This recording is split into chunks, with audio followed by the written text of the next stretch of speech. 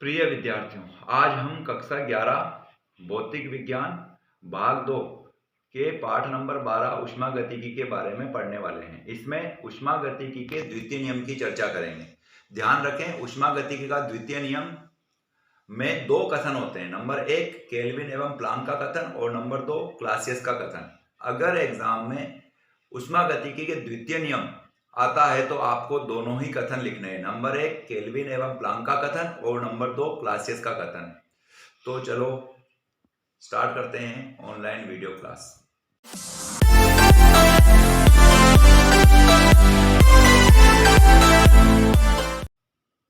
प्रिय विद्यार्थियों, आज हम कक्षा 11 भौतिक विज्ञान पाठ नंबर 12 ऊष्मागतिकी में ऊष्मागतिकी का द्वितीय नियम की चर्चा करने वाले हैं। इसे ध्यान से समझना है और नोट्स में भी लिखना है। तो फिर चलो समझते हैं ऊष्मागतिकी का द्वितीय नियम। ऊष्मागतिकी के नियम में दो कथन होते हैं। नंबर 1 केल्विन और प्लांक का कथन और नंबर 2 क्लासियस का कथन। याद रखें, जब तक आप दोनों कथन को एग्जाम में नहीं लिखोगे तब तक ऊष्मागतिकी का द्वितीय नियम पूरा नहीं माना जाएगा। चलो अब बात करते हैं ऊष्मागतिकी के द्वितीय नियम के पहले कथन की, केल्विन और प्लांक का कथन। केल्विन के अनुसार किसी निकाय के लिए नियत ताप पर किसी स्रोत से ऊष्मा अवशोषित कर संपूर्ण मात्रा को कार्य में रूपांतरित करना संभव नहीं है। अर्थात हम यह मान सकते हैं कि 100% दक्षता वाला ऊष्मा इंजन बनाना असंभव है। अब आपको केल्विन और प्लांक के कथन को चित्र द्वारा समझाने की कोशिश कर रहा हूँ। अगर इस चित्र को ध्यान से देखते हो तो देखो, गर्म ऊष्मा भंडार अर्थात स्रोत से कार्यकारी पदार्थ ऊष्मा ग्रहण कर रहा है और उस संपूर्ण ऊष्मा को कार्य में रूपांतरित कर रहा है। दूसरी तरफ आप देखोगे, ठंडे ऊष्मा भंडार की तरफ ऊष्मा नहीं जा रही है। यहाँ पर मैंने क्रॉस का चिन्ह लगा रखा है, मतलब कार्यकारी पदार्थ ठंडे ऊष्मा भंडार को ऊष्मा नहीं दे रहा है। इस वजह से इस तरह का कोई भी ऊष्मा इंजन बनाना असंभव है और चित्र में साफ साफ लिखा हुआ है, यह असंभव स्थिति है। अब हम संभव स्थिति के बारे में चर्चा करने की कोशिश करते हैं। अगर आप इस चित्र को देखो तो यहाँ साफ साफ लिखा हुआ है, यह संभव स्थिति है। मतलब ऊष्मा इंजन गर्म ऊष्मा भंडार से ऊष्मा ग्रहण करता है और उसमें से कुछ ऊष्मा कार्य करने में खर्च हो जाती है तथा बची हुई ऊष्मा ठंडे ऊष्मा भंडार को प्रदान कर दी जाती है। इस तरह का इंजन बनाना संभव है और आपको ध्यान रखना होगा, पृथ्वी पर जितने भी ऊष्मीय इंजन बने हुए हैं वो इसी तरह के ऊष्मीय इंजन हैं, जिसमें कार्यकारी पदार्थ गर्म ऊष्मा भंडार से ऊष्मा ग्रहण करता है, ग्रहण की गई ऊर्जा को कार्य में खर्च करता है तथा बची हुई ऊष्मा को ठंडे ऊष्मा भंडार में स्थानांतरित कर देता है। अब बात करते हैं ऊष्मागतिकी के द्वितीय नियम के दूसरे कथन की, मतलब क्लासियस का कथन। क्लासियस के अनुसार किसी भी निकाय में बाह्य कार्य किए बिना ठंडी वस्तु से ऊष्मा लेकर उसे गर्म वस्तु को लौटाना असंभव है।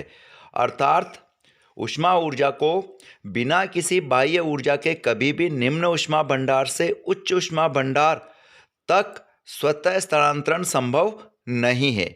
आप इसको रेफ्रिजरेटर के उदाहरण द्वारा भी समझ सकते हो। रेफ्रिजरेटर मतलब फ्रिज, प्रशीतक। प्रशीतक में अंदर की वस्तुएं निम्न ताप पर होती है और बाहर का वातावरण उच्च ताप पर होता है।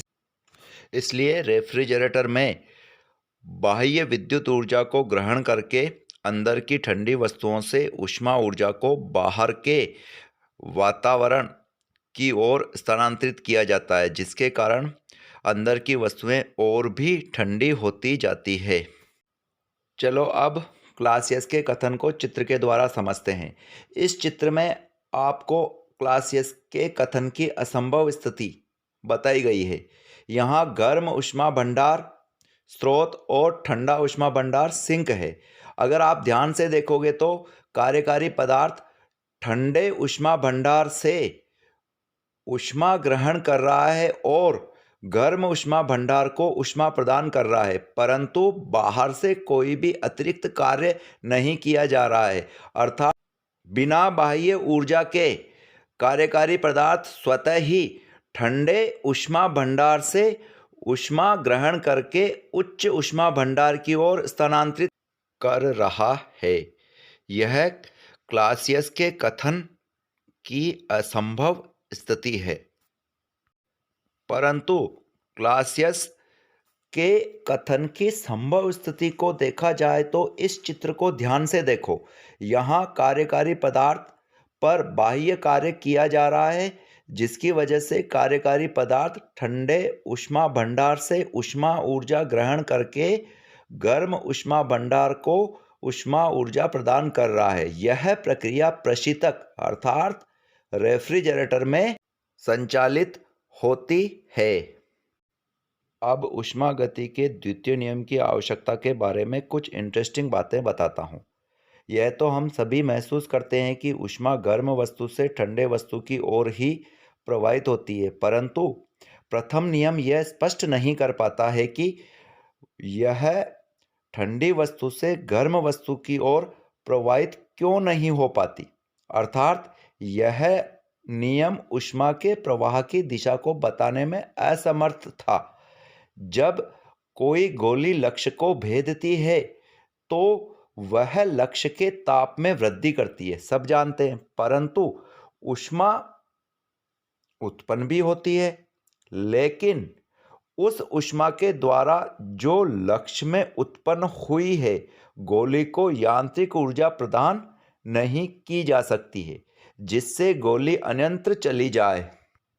इससे यह भी स्पष्ट नहीं होता है कि किस सीमा तक ऊष्मा कार्य में परिवर्तित हो सकती है। इन सभी प्रश्नों का समाधान ऊष्मागतिकी के दूसरे नियम में मिलता है, अर्थात केल्विन और प्लांक के कथन के साथ साथ क्लासियस के कथन द्वारा हमें इसका समाधान मिल जाता है।